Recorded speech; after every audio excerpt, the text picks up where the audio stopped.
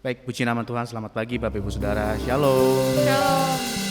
Sebelum kita memulai ibadah kita pada pagi hari ini, mari kita menghampiri Tuhan dan membuka ibadah kita di dalam doa. Mari kita berdoa. Kami bersyukur Tuhan buat kasih setiamu sepanjang minggu ini dalam hidup kami. Kalau saat ini kami berada di rumah kami masing-masing, kami beribadah, kami tahu Tuhan bahwa kebutuhan kami akan hadirat-Mu melebihi apapun yang ada di dunia ini. Mari Kau menjamah dan melawat setiap kami ya Tuhan. Setiap orang yang hadir di rumah masing-masing, kami percaya kami akan dikuatkan melalui pujian penyembahan dan juga kebenaran firman-Mu yang akan disampaikan. Mari Kau hadir melawat setiap kami dan kami siap untuk menyembah, meninggikan Engkau, bersuka cita karena Tuhan hadir di rumah kami. Dalam nama Yesus kami berdoa dan mengucap syukur. Haleluya. Amin. Puji nama Tuhan, Bapak Ibu Saudaraku. Seberapa banyak saudara yang percaya bahwa Tuhan kita adalah Tuhan yang baik? Boleh sama-sama katakan amin, saudara. Amin. Mari kita hampiri Tuhan. Kita mau bersuka cita sebab Dia Allah yang membuat kita tertawa. Haleluya.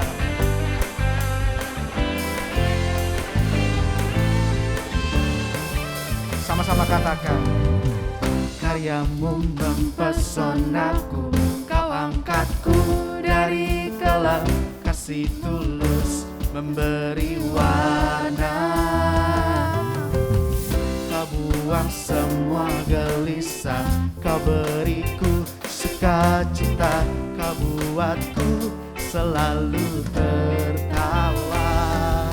Kau taruh lagu baru dalam hatiku, mulutku bersorak memuji nama-Mu. Sama-sama katakan.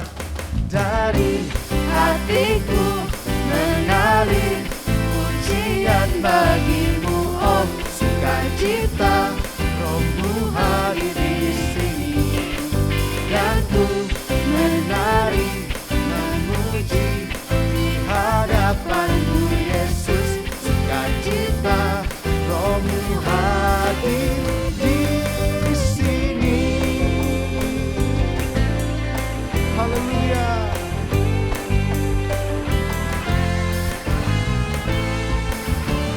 Sama-sama katakan saudaraku.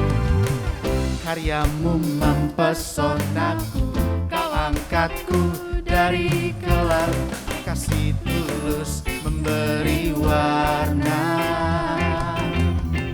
Kau buang semua gelisah, Kau beriku sukacita, Kau buatku selalu tertawa.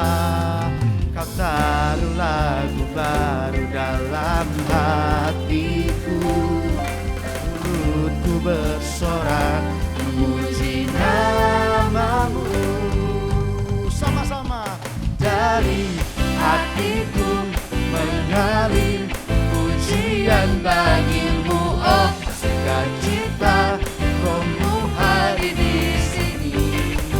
Dan ku menari memuji di hadapan-Mu Yesus, sukacita, Roh-Mu hadir di sini.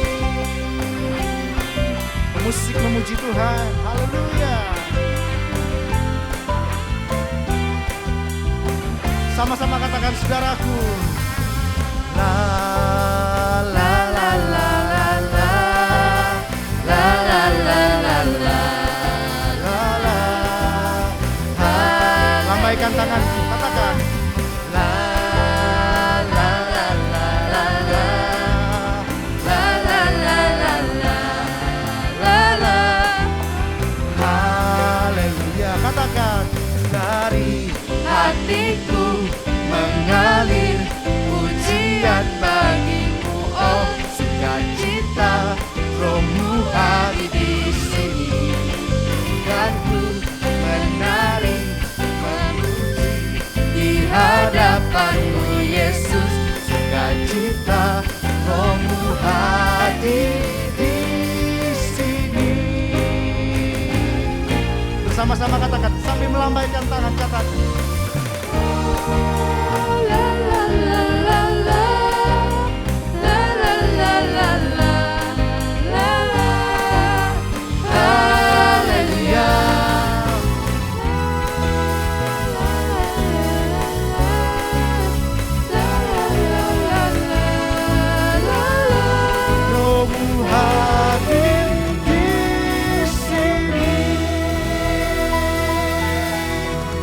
Berikan sorak-sorai yang meriah buat Tuhan kita. Haleluya Bapak Ibu Saudaraku. Puji nama Tuhan. Mari kita siapkan hati kita lebih dalam lagi Bapak Ibu Saudaraku. Kita mau lebih dalam menyembah, mengalami hadirat Tuhan. Kita mau katakan bahwa Yesus sungguh baik dalam hidup kita. Apapun yang terjadi dalam hidup saudara hari-hari ini, percaya bahwa ada campur tangan Tuhan bekerja melawat kita. Satu hal yang kita percaya bahwa Tuhan tidak pernah tinggalkan kita. Mungkin saudara merasa bahwa ini adalah musim yang sulit, tapi yakinlah ada pelangi sehabis hujan yang Tuhan sediakan bagi kita orang-orang percaya. Terima kasih Tuhan Yesus. Kami bersyukur. Mari kita bawa sembah kita Bapak Ibu Saudaraku. Mari kita sembah Dia. Terima kasih Tuhan. Sembah, kami tinggikan kudus nama-Mu.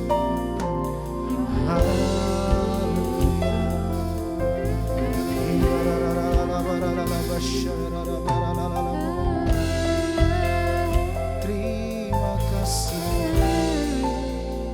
Bersama katakan, Yesus, Kau sungguh baik. Yesus, nama-Mu indah. Yesus, ku cinta Kau selalu. Ku tinggikan, ku agungkan nama-Nya.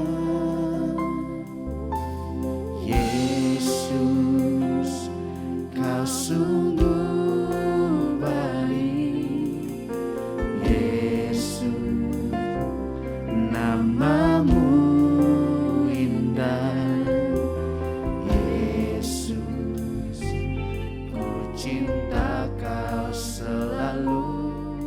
Ku tinggikan, ku agungkan selamanya. Ku mau memuji-Mu, ku selalu puji-Mu. Ku mau menyembah-Mu, ku selalu sembah-Mu. Kau yang layak terima semua pujian, kemuliaan hanya bagi Tuhan. Mari bersama-sama saudaraku katakan, Yesus, Kau sungguh baik. Yesus, nama-Mu indah. Yesus, ku cinta Kau selalu. Ku tinggikan, ku agungkan selamanya. Sekali lagi katakan, Yesus, Yesus, Kau sungguh baik. Yesus, nama-Mu indah. Yesus, ku cinta Kau selalu. Ku tinggikan, ku agungkan selamanya. Ku mau memuji-Mu, ku selalu puji-Mu. Ku mau menyembah-Mu, ku selalu sembah-Mu. Kau yang layak terima semua pujian, kemuliaan hanya bagi Tuhan. Ku mau memuji-Mu, ku mau memuji-Mu, ku selalu puji-Mu. Ku mau menyembah-Mu, ku selalu sembah-Mu. Kau yang layak terima semua pujian, kemuliaan hanya bagi Tuhan. Katakan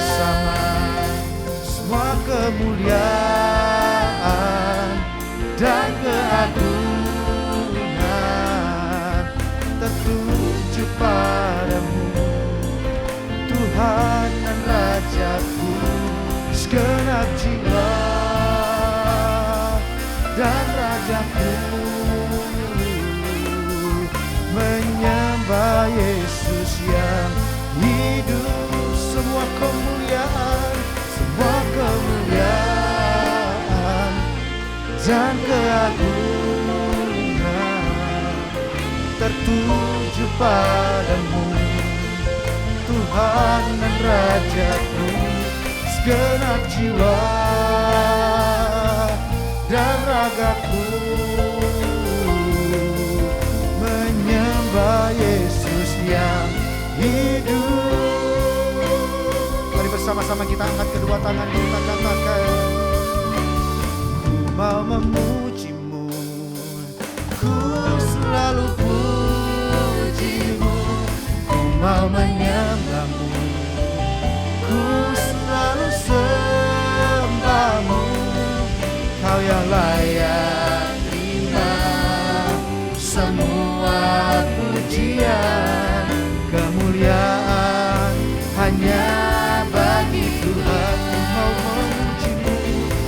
Mau memujimu, ku selalu pujimu, mau menyembahmu, ku selalu sembahmu. Kau yang layak terima semua pujian, kemuliaan hanya bagi Tuhan. Kau yang layak, kau yang layak terima semua pujian, kemuliaan hanya bagi Tuhan. Kau yang layak, kau yang layak terima semua pujian, kemuliaan hanya bagi Tuhan. Mari kita sembah Dia. Haleluya,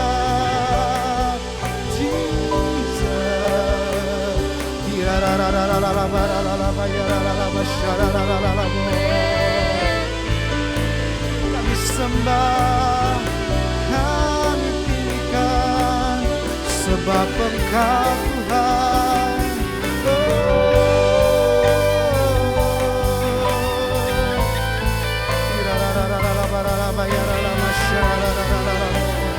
Kami sembah, kami tinggikan, kami muliakan Engkau Yesus.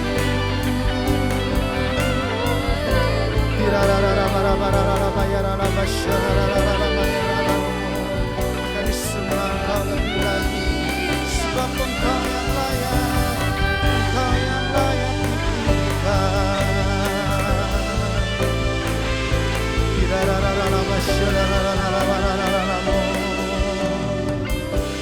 Dan bersama, ku mau memujimu, ku selalu pujimu, ku mau menyembahmu, ku selalu sembahmu.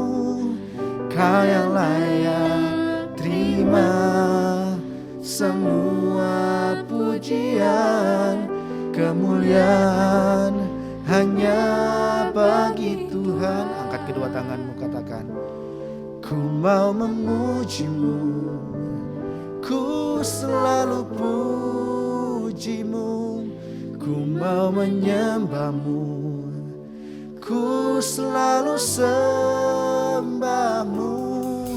Kau yang layak terima semua pujian, kemuliaan hanya bagi Tuhan. Mau memujimu, ku selalu pujimu, ku mau menyembahmu, ku selalu sembahmu. Kau yang layak terima semua pujian, kemuliaan hanya bagi Tuhan. Kau yang layak, Kau yang layak terima semua pujian, kemuliaan kemuliaan hanya bagi Tuhan. Terima kasih Tuhan, terima kasih. Kami siapkan hati kami untuk mendengarkan firman-Mu Tuhan di kesempatan ini. Mari berbicara untuk setiap kami pribadi lepas pribadi, supaya Roh Kudus memberikan kami pewahyuan, memberikan kami sesuatu yang baru yang berasal dari firman-Mu, pengurapan-Mu untuk hamba-Mu yang akan menyampaikan firman Tuhan, dan biar kami juga menjadi seorang murid hati yang terbuka untuk menerima kebenaran firman-Mu. Hanya di dalam nama Yesus kami siapkan hati kami untuk mendengarkan firman Tuhan. Dalam nama Yesus kami berdoa, haleluya, amin. Shalom. Hari ini saya akan menyampaikan firman dengan judul diubah dalam hadiratnya. Mari kita akan lihat Alkitab kita, Kisah Para Rasul pasal 15 ayat 16 dan ayat 17. Demikian firman Tuhan. Kemudian aku akan kembali dan membangunkan kembali pondok Daud yang telah roboh, dan reruntuhannya akan kubangun kembali dan akan kuteguhkan, supaya semua orang lain mencari Tuhan, dan segala bangsa yang tidak mengenal Allah yang kusebut milikku. Demikianlah firman Tuhan yang melakukan semuanya ini. Amin. Saudara, saya lahir di Surabaya dan pada usia 5 tahun saya pindah ke Tasikmalaya karena ayah saya mendapat panggilan Tuhan untuk mengembalakan di sana sampai hari ini. Tahun 2005 saya dan keluarga pindah ke Bandung dan melayani sampai sekarang. Nah, tetapi satu kali saya pergi ke Surabaya karena ada sebuah gereja yang mengundang saya untuk melayani firman di sana. Pada satu siang ketika tidak ada acara, kosong, ada saudara sepupu saya menjemput dengan mobilnya, mengajak saya makan, dan sebelum jam makan dia tanya, "Kamu mau pergi kemana? Lihat apa?" "Jalan-jalan sedikit sebelum makan," katanya. Dan saya bilang, "Tolong antar saya ke rumah di mana saya dibesarkan pada waktu kecil." Rumah itu sudah sangat lama saya tidak kunjungi karena memang sudah dijual, sekarang menjadi milik orang. Tapi ada kerinduan untuk melihat kembali rumah lama itu. Jadi kami berangkat ke sana, saya diantar. Dan setelah mendekat rumah tersebut, rumah kecil, sederhana, mobilnya dipelankan. Dan saya bisa lihat kenangan itu kembali teringat. Lalu maju sedikit, di seberangnya nggak terlalu jauh, mungkin beda 4-5 rumah. Ada rumah yang lain, depannya dipakai warung, tapi di belakangnya untuk tempat tinggal. Itu rumah nenek saya. Dan saya ingat, saya kadang-kadang main di sana karena dekat. Dan pada waktu kecil pun setelah pindah ke Tasikmalaya, beberapa kali saya mengunjungi rumah tersebut ketika nenek saya masih hidup. Sebetulnya tidak ada yang menarik pada bangunan itu pun sudah dibeli oleh orang lain. Tapi apa yang membuat saya rindu untuk melihat rumah itu? Kenangan pada masa kecil. Ada sweet memories di sana. Bagaimana saya bertumbuh dari seorang bayi menjadi seorang anak. Saya merasa ada di antara saudara juga yang memiliki rumah masa kecil yang kadang-kadang saudara ingat. Dan itu yang kadang-kadang membuat kita rindu ingin mengalami suasana semacam itu. Kalau boleh saya pakai bahasa manusia, Tuhan satu kali teringat akan sebuah rumah favoritnya pada masa lampau. Sehingga dia berkata, "Aku akan datang kembali dan membangunkan pondok Daud, kemah Daud yang telah runtuh." Kenapa Tuhan rindu untuk kembali mengalami suasana di pondok Daud? Pondok Daud adalah sebuah tenda kecil yang dibangun oleh Raja Daud sebagai tempat the ark atau tabut perjanjian yang dulu pernah dicuri oleh orang Filistin tapi kemudian dikembalikan ke Israel. Saudara, zaman itu masih belum ada bait Allah. Tabernakel Musa sudah lama tidak ada. Jadi hanya tenda sederhana yang kemudian didirikan atas perintah Daud, dan ada tabut perjanjian yang melambangkan hadirat Allah di sana. Tetapi Tuhan sangat rindu dengan suasana itu. Dia tidak merindukan tabernakel Musa yang lebih original. Dia tidak merindukan bait Salomo yang mewah, yang hampir semuanya terbuat dari emas. Karena yang paling Tuhan cari bukan gedungnya, bukan bangunan atau tempatnya, tapi apa yang terjadi di sana. Pada zaman Daud, umat Tuhan berkumpul bersama-sama untuk menyembah Dia, mencari wajahnya, dan mereka berkasih-kasihan satu dengan yang lain antara Tuhan dan anak-anaknya.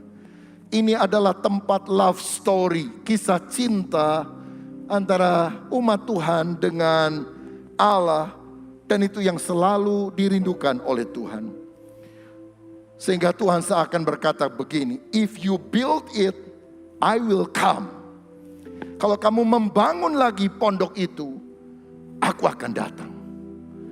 Sekali lagi bukan pondoknya, bukan tendanya yang menarik, tapi apa yang terjadi di sekitar tenda itu. Saya melihat di sini ada dua sikap Daud yang kemudian sangat menarik kerinduan hati Allah untuk hal itu terjadi lagi pada akhir zaman. Yang pertama, Daud adalah seorang raja yang merindukan kehadiran Tuhan. Dalam Mazmur 27 ayat 4 dia berkata, satu hal telah kuminta kepada Tuhan, itulah yang kuingini, diam di rumah Tuhan seumur hidupku, menyaksikan kemurahan Tuhan dan menikmati bait-Nya. Yang paling dirindukan oleh Daud adalah tinggal di dalam hadirat Tuhan. Dan karenanya Daud memberikan perintah kepada anak buahnya, ratusan jumlahnya, kadang ditambah dengan yang lain ribuan, saudara, untuk melakukan pelayanan musik, pujian, penyembahan, pelayanan mengaminkan di sekitar tabut perjanjian, di sekitar tenda itu. Dan mereka melakukannya selama 36 tahun tanpa henti siang dan malam. Saya bisa bayangkan tahun-tahun pertama ketika tabut kembali ke Yerusalem, orang akan berbondong-bondong jam berapapun, akan berdoa di sekitar tabut itu. Tapi setelah 3 tahun, setelah 5 tahun, saya rasa pada jam tertentu 12 malam, jam 3 dini hari, sangat sedikit orang yang ada di sana selain dari para pelayannya. Sehingga mungkin satu kali pemimpin pujian di Pondok Daud itu berkata kepada raja, "Raja, jam sekian jemaatnya sedikit. Bagaimana kalau kita kurangi saja? Kan sedikit yang datang, yang nonton hampir nggak ada, cuma kita-kita yang pelayanan." Dan saya rasa Daud akan sangat marah dan berkata, "Kamu tidak mengerti mengapa aku perintahkan kamu selalu menaikkan doa pujian penyembahan 24 jam. Karena satu-satunya yang boleh menonton hanyalah Allah di sorga. Kita melakukan ini bukan untuk menyenangkan jemaat, bukan untuk menyenangkan orang yang hadir. Kita melakukan ini hanya untuk menyukakan hati Tuhan." Itu sebabnya hal ini dilakukan terus-menerus. Dan Tuhan rindu hal semacam itu terjadi dalam diri umatnya. Dan Ibrani 10 ayat 19 memberikan kunci bagaimana kita bisa masuk hadiratnya. Jadi saudara-saudara, oleh darah Yesus kita sekarang penuh keberanian dapat masuk ke dalam tempat kudus. Yang membuat kita bisa bersekutu dengan Tuhan itu bukan pujian. Yang membuat kita bisa bersekutu dengan Tuhan adalah darah Yesus yang telah dikorbankan. Sehingga kita manusia yang tidak layak dilayakkan karena kita percaya kepada Yesus. Jadi kita masuk karena darah Yesus, lalu kita membawa persembahan, kita membawa korban. Itulah pujian yang harus dilakukan kepada Tuhan. Dan saya mau katakan, waktu pujian dalam ibadah adalah waktu favoritnya Tuhan. Jangan pernah pikir bahwa Tuhan itu sangat senang mendengarkan khotbah pendeta. Apa Tuhan sangat tertarik mendengarkan khotbah saya? Bukankah dia pemilik firman itu? Bahkan dia adalah sang firman. Waktu yang paling favorit dalam ibadah yang saudara harus tahu, di mana Tuhan sangat menikmati, adalah waktu pujian penyembahan. Karena itu saya bilang, jangan suka telat datang ke gereja. Kalau saudara datang menjelang firman, engkau sudah melewatkan bagian favoritnya Tuhan. Saudara datang ke gereja untuk apa? Menyenangkan Tuhan. Menyenangkan Tuhan lewat apa? Pujian penyembahan. Mengapa engkau tidak bisa datang lebih awal? Bukankah itu bagian favoritnya Tuhan? Bless the Lord, oh my soul. Pujilah Tuhan, hai jiwaku. Kata bless itu kalau secara letterlock bisa berarti memberkati. God bless you, Tuhan memberkatimu. Tahukah saudara, pada waktu kita memuji menyembah Tuhan, itu bagian untuk kita memberkati Tuhan dengan pujian penyembahan. Karena Tuhan tidak pernah berkata, pujilah diriku sendiri. Kalau kita memuji Tuhan, kita melakukan apa yang Tuhan tidak bisa lakukan. Karena kita memberikan kemuliaan kepada Dia. Itu bagian favoritnya. Itu sebabnya mengapa Dia berkata, if you build it, I will come. Kalau kamu membangunnya, aku akan datang. Bukan membangun kemah, bukan membangun gedung, tapi membangun kerinduan rohani akan hadirat Tuhan. Dan Tuhan bilang, kalau aku temukan orang semacam itu, aku akan datang kepadanya. Sekarang ini ada banyak orang berusaha mencari the lost ark, di mana tabut perjanjian yang hilang. Itu nggak terlalu penting untuk Tuhan, karena Tuhan Maha tahu. Kalau Dia mau, Dia kasih tahu itu sama salah satu hambanya para nabi. Atau mungkin tabut itu sudah tidak ada memang. Tetapi yang Tuhan pentingkan bukan the lost ark yang Dia cari, the lost worshiper, penyembah yang hilang. Karena itu kepada wanita Samaria Dia bilang, kamu tahu nggak, Bapak saya itu yang di sorga cari apa yang paling penting? Penyembah. Kenapa penyembah yang dicari? Karena langka, saudara. Dan Daud adalah orang yang mengerti hati Allah. Dia mempersembahkan pujian dari hati yang sungguh cinta kepada Tuhan sebagai ganti daripada korban bakaran.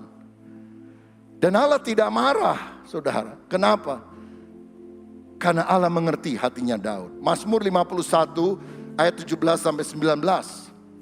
Bukankah di tabernakel Musa yang harus dipersembahkan adalah korban bakaran?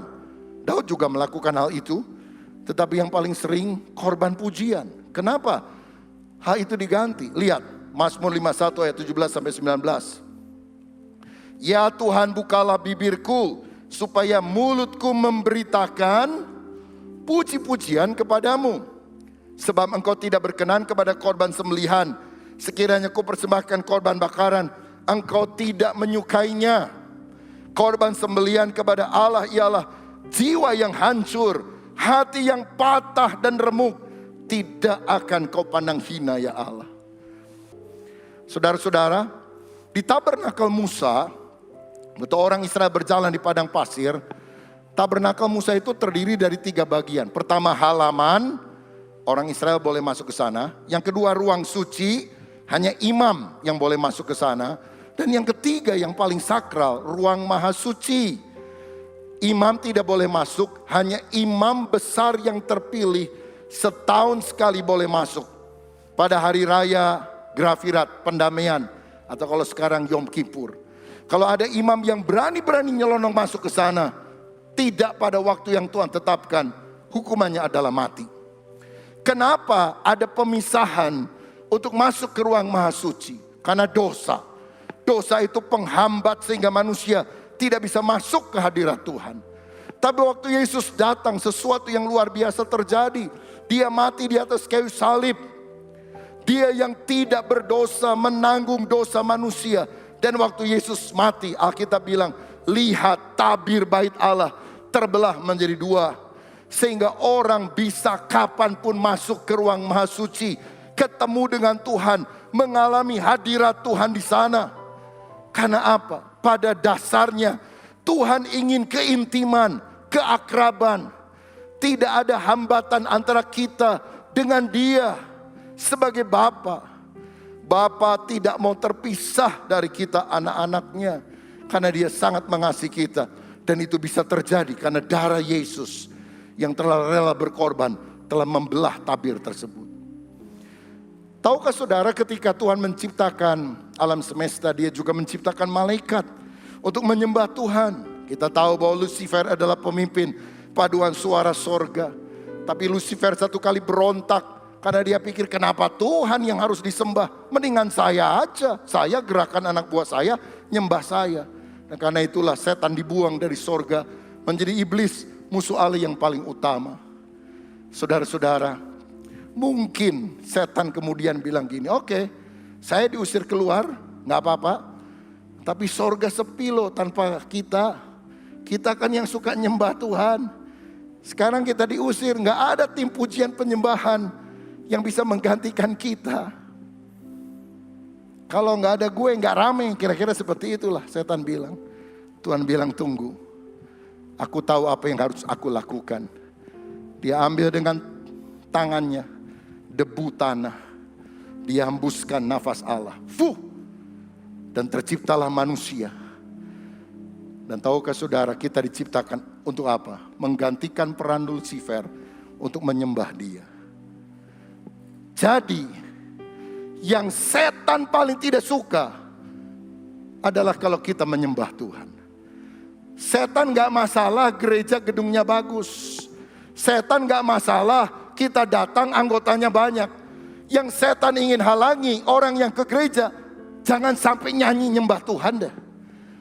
Kalau cuma datang ke gereja, lihat kiri, lihat kanan, orang lagi penyembahan, kita diam saja, gak berbahaya buat setan. Kenapa setan sangat tidak ingin umat Tuhan menyembah dia? Karena itu yang diinginkan oleh Lucifer, penyembahan kita. Sehingga ketika kita menyembah Tuhan, itu membuat panas hati Lucifer. Karena itu adalah impiannya yang tidak pernah terwujud. Itu adalah tugasnya yang telah direbut oleh manusia. Sehingga kita harus tahu di tengah pujian, itu waktu favorit Tuhan. Dan pada waktu favorit Tuhan itu jangan saudara tidak hadir. Dan kalau engkau sudah hadir, jangan nyanyi gak sepenuh hati. Karena setan akan berhasil dengan strateginya. Saudara gagalkan strategi setan. Karena kita tahu apa artinya pujian penyembahan. Kita ingin memberikan selalu yang terbaik kepada Tuhan. Yang layak untuk menerima segala hormat, pujian, kuasa, kemuliaan sampai selama-lamanya. Malaikat diciptakan sebagai makhluk roh. Manusia diciptakan menurut gambar dan rupa Allah. Malaikat hanya diciptakan sebagai pelayan Tuhan. Kita diciptakan sebagai anak Tuhan. Hanya kita yang bisa memanggil Allah sebagai Bapa. Waktu malaikat berdosa, dia buang. Waktu manusia berdosa, Tuhan tidak langsung buang. Tuhan datang dari sorga ke dunia, mencari kita. Bahkan dia rela mati di kayu salib untuk menebus dosa kita.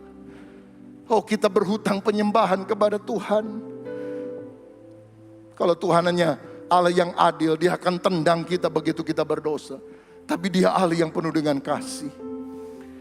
Dia rela mati supaya kita tetap bisa menjadi penyembah dia, yang mengekspresikan rasa syukur sebagai orang yang telah ditebus oleh Tuhan Yesus. Karenanya Allah ingin selalu bersekutu dengan anak-anaknya. Sebab ketika kita memuji Tuhan, memuliakan Tuhan, kita akan mengalami kebahagiaan atau kepuasan tertinggi, kepuasan terbesar dalam hidup kita. Saudara, orang yang memuji adalah orang yang sudah mengalami sesuatu yang bagus. Misalnya, kalau saudara ada yang pergi ke Bali lalu nginep di sebuah hotel yang bagus sekali, maka engkau akan cerita kepada teman-temanmu walaupun mereka gak pernah minta. Aduh, saya nginep di hotel anu, keren banget. Pokoknya kalau kamu ke Bali, kamu mesti ke sana. Atau kalau saudara pergi ke sebuah rumah makan, makanannya enak banget, maka gak usah didorong-dorong, saudara akan cerita. Karena apa? Berbagi kebahagiaan adalah puncak kebahagiaan. Kalau kita sudah ngalami hidup dalam Tuhan, itu hidup yang sangat indah, sangat luar biasa. Gak mungkin diem, saudara sekalian. Kita akan cerita, kita akan memuji Tuhan. Bukan karena Allah itu seperti haus pujian, inginnya dipuji-puji. Tapi ketika kita memuji Tuhan, kita ngalami hadirat Tuhan. Bahkan sebelumnya kita sudah mengalami kebaikan Tuhan dalam hidup kita. Dan mulut kita tidak bisa bungkam selain memuji dan menyembah, membesarkan nama Tuhan. Saudara, mari seperti Daud, kita punya hati yang rindu akan hadirat Tuhan. Itu yang membuat Tuhan rindu kepada rumah favoritnya ketika orang-orang bersekutu untuk memuji menyembah Dia. Yang kedua yang lebih dalam, ini dimensi yang kadang kurang dibahas. Daud adalah orang yang memandang wajah Tuhan. Mazmur 27 ayat 8 berkata, hatiku mengikuti firman-Mu, carilah wajahku, maka wajah-Mu ku cari ya Tuhan. Dia rindu hadirat Tuhan dan dia mencari, memandang wajah Tuhan. Bukankah dalam 2 Tawarik 7 ayat 14 Tuhan juga pernah berfirman, dan umatku yang atasnya namaku disebut merendahkan diri, berdoa dan mencari wajahku, lalu berbalik dari jalan-jalan yang jahat, maka aku akan mendengar dari sorga dan mengampuni dosa mereka serta memulihkan negeri mereka. Tuhan ingin agar kita mencari wajah Tuhan. Kenapa dikatakan mencari wajah Tuhan? Saudara, kalau kita ngobrol sama orang, yang kita lihat itu apanya? Kakinya, tangannya, bukan wajahnya. Karena wajah adalah gerbang komunikasi dan relasi.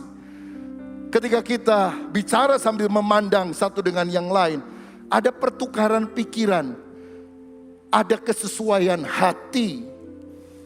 Jangan hanya cari perbuatan tangan Tuhan, mujizatnya, berkatnya, pertolongannya. Tapi cari wajah Tuhan, cari pribadinya. Kita ngerti pikirannya, kita ngerti hatinya. Sebab di dalam Mazmur 13 ayat 2 dikatakan kalau Tuhan menyembunyikan wajahnya, maka berarti kita tidak mengalami hadirat Tuhan. Berapa lama lagi Tuhan kau lupakan aku terus menerus? Berapa lama lagi kau sembunyikan wajah-Mu terhadap aku? Apa artinya menyembunyikan wajah? Kita ke gereja, kita doa, kita melakukan apapun, kita nggak ngalami Tuhan. Ikabod, telah hilang kemuliaan Tuhan dari umatnya. Tetapi kalau kita sungguh memandang wajah Allah, menghadapkan wajahnya kepadamu, menyinari engkau dengan damai sejahtera, itu artinya Tuhan berkenan kepada kita. Saya ingin perkenalkan saudara pada satu istilah Latin, coram Deo. Coram Deo artinya hidup di dalam hadirat Tuhan. Coram Deo artinya hidup di bawah otoritas Tuhan. Coram Deo artinya hidup untuk kemuliaan Tuhan. Coram Deo adalah living in the presence of God, under the authority of God, for the glory of God. Dan ini yang kita akan lakukan kelak di sorga. Coram Deo, kita akan hidup selalu di hadirat Tuhan, di bawah otoritas Tuhan, dan untuk kemuliaan Tuhan. Dan bukankah kerajaan Allah itu harus datang, bukan hanya di sorga, tapi harus dimulai dari bumi. Dan di bumi inilah kita harus selalu coram Deo, selalu ingat apapun yang kita lakukan adalah untuk kemuliaan Tuhan. Di perjanjian lama orang yang memandang wajah Tuhan akan mati. Tapi di perjanjian baru ada kabar baik. Yohanes 1 ayat 18. Tidak seorang pun yang pernah melihat Allah, tetapi anak tunggal Allah yang ada di pangkuan Bapa, dialah yang menyatakannya. Berarti kalau kita melihat Yesus, kita melihat Allah Bapa yang penuh dengan kemuliaan itu. Ada satu ayat yang indah yang saya mau bagikan. 2 Korintus 4 ayat 6.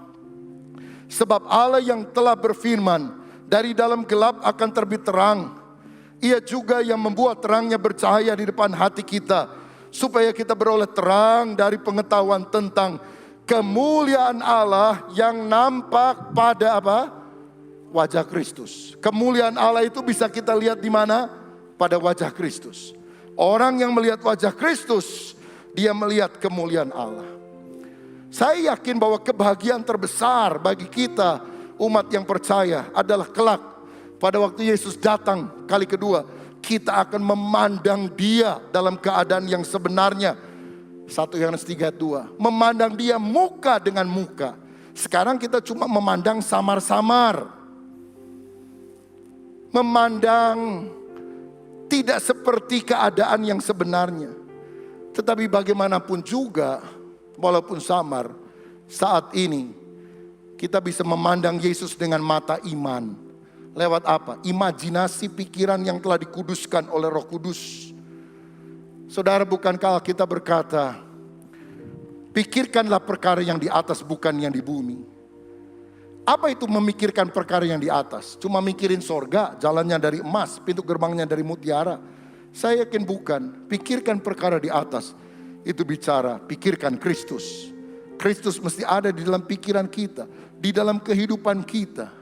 Dan kita walaupun tidak sempurna bisa melihat Yesus di dalam imajinasi pikiran yang dituntun oleh Roh Kudus. Sehingga kita menggabungkan kebenaran doktrinal dari Alkitab yang harus kita pegang kokoh, tapi juga dengan pengalaman-pengalaman batiniah, sehingga kita masuk dalam dimensi penyembahan yang lebih dalam. Saya tertarik seorang hamba Tuhan, John Owen, pernah berkata, tak seorang pun akan melihat kemuliaan Kristus lewat penglihatan di dunia yang akan datang kelak, jika ia pada tingkat tertentu tidak melihatnya lewat iman di dunia ini.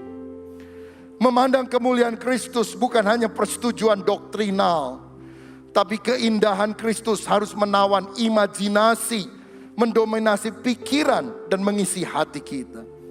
Sebab tanpa perasaan hubungan akan jadi formalitas, dingin, kaku, tidak ada kobaran api di dalam hati. Tapi tanpa kebenaran, maka kita akan percaya kepada tahayul, jatuh pada penglihatan-penglihatan yang aneh dan keliru. Karenanya tepat sekali firman mengajarkan supaya kita menyembah Bapa dalam roh dan kebenaran. Roh dan kebenaran. Saudara-saudara, jadi waktu kita berdoa, kalau kita ingin masuk dalam dimensi yang lebih dalam, pikirkan Kristus di dalam imajinasi saudara yang telah dikuduskan oleh Tuhan sendiri. Semua yang benar, semua yang mulia, semua yang agung, semua yang luhur, pikirkanlah semuanya itu. Pikirkan perkara di atas, di mana Kristus duduk di sebelah kanan Allah. Itulah memandang wajah Tuhan. 2 Korintus 3 ayat 17 dan 18. Sebab Tuhan adalah roh, dan di mana ada roh Allah, di situ ada kemerdekaan.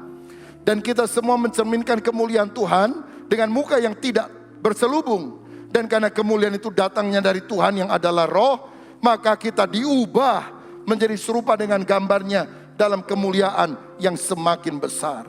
Kalau kita selalu hidup di dalam roh dan kebenaran, kita akan diubah dalam kemuliaan yang semakin besar, menjadi serupa dengan Kristus.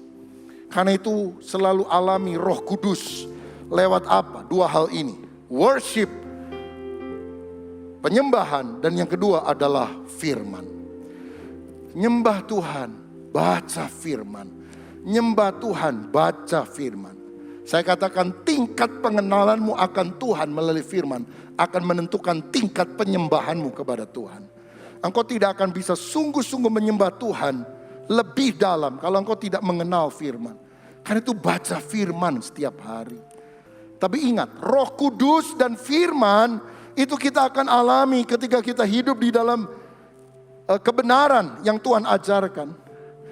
Kalau kita suka menyembah Tuhan, suka membaca Alkitab, kita akan makin mengasihi Tuhan. Dan orang yang makin mengasihi Tuhan akan makin serupa seperti Yesus. Karena kita akan menjadi seperti apa yang kita sembah. Seperti seorang bapak gereja yang bernama Agustinus yang pernah berkata, I am what I love. Aku adalah apa yang aku kasihi. Semakin saudara mengasihi sesuatu atau seseorang, semakin saudara akan mirip dengan sesuatu atau seseorang yang saudara kasih itu. Nearness is likeness. Semakin dekat, semakin kita serupa. Jadi kalau kita mengasihi Tuhan, kita akan makin mirip dengan Tuhan. I am what I love. Agustinus juga mendefinisikan dosa dengan cara yang luar biasa. Dia bilang dosa itu adalah kasih yang salah arah. Kasih yang tidak patut. Misalnya kita seharusnya mengasihi suami atau istri kita sendiri. Tapi kalau kita mengasihi suami atau istri orang lain, itu kasih yang salah arah. Dosa. Kita seharusnya mengasihi Tuhan. Tapi kalau kita mengasihi berhala, misalnya uang, materi. Itu kasih yang salah arah.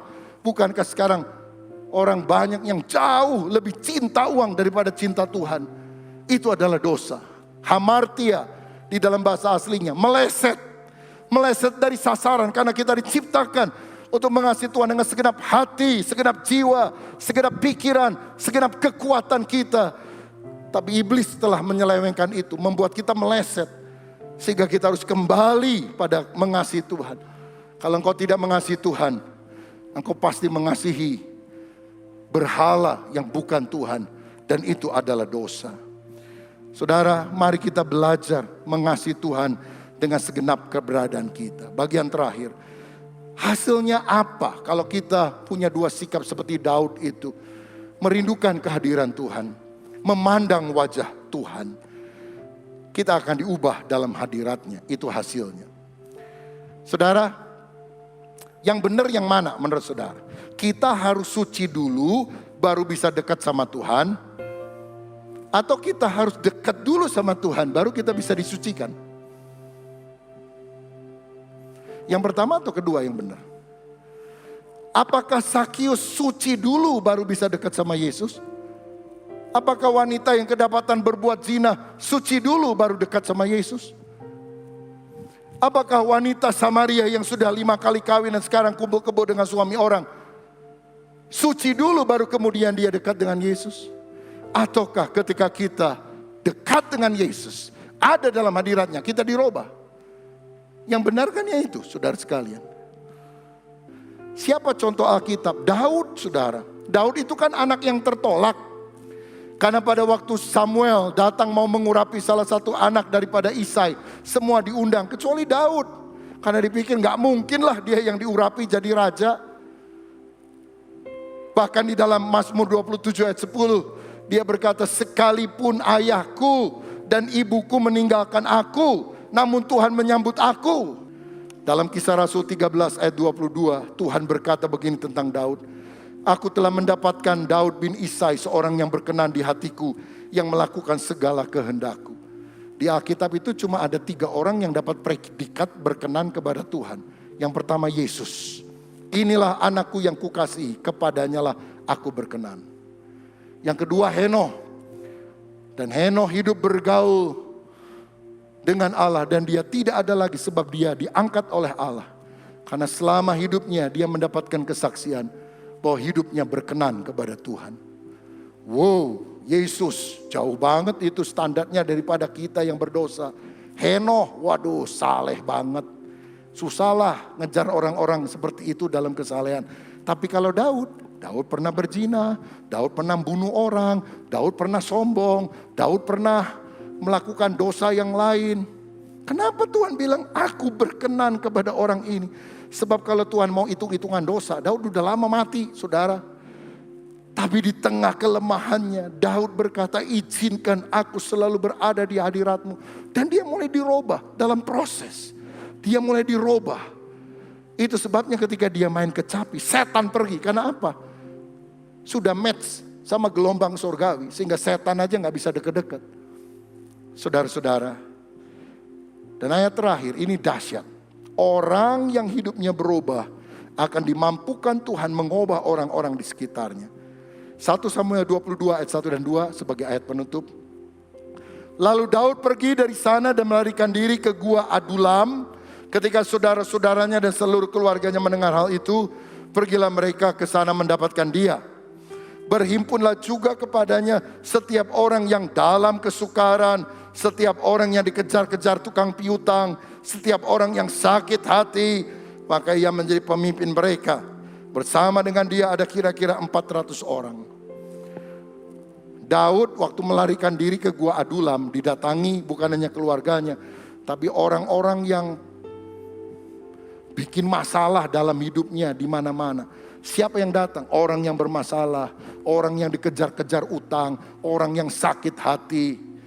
Ini troublemaker ngumpul semua sama Daud, saudara. Kenapa? Mereka pikir Daud aja adalah orang yang pasti kepahitan. Sama bapak ibunya tidak dihargai. Sama Saul yang ditolongnya mati-matian, berkali-kali ingin dibunuh. Pasti Daud kepahitan, udah cocoklah saya gabung sama dia. membentuk BSH, barisan sakit hati. Tapi Alkitab menunjukkan 400 itu bergaul sama Daud, diubah oleh Tuhan melalui Daud. Jadi 400 pahlawan Daud yang perkasa, yang selalu menang di dalam peperangan. Dan Daud tidak menunjukkan sakit hati. Ketika satu kali Saul yang mengejar dia sedang tidur dan tidak sadar, Daud dekat dengan dia. Anak buahnya berbisik, bunuh dia. Tuhan telah memberikan kesempatan kepadamu. Oh, pakai nama Tuhan lagi, saudara. Tapi Daud bilang apa? Jangan mengusik orang yang diurapi oleh roh Allah. Daud gak mau bunuh Saul. Karena apa? Hatinya sudah beres. Saya mau bilang, kalau engkau masih hidup dalam kepahitan, itu tanda yang paling jelas engkau bukan penyembah yang sejati. Sebab penyembah yang sejati seperti Daud, walaupun ada alasan untuk sakit hati, saudara. Tapi waktu dia di dalam hadirat Allah, memuji menyembah Allah, luntur semua, rontok semua itu kepahitan. Dihanyutkan oleh aliran kasih Allah, segala dendam dan kepahitan. Dan kasih itu mulai mengalir dalam hidupnya. Kalau engkau ketemu dengan Tuhan, selalu ada dalam hadirat Tuhan. Orang ketemu saudara, hidupnya akan berubah.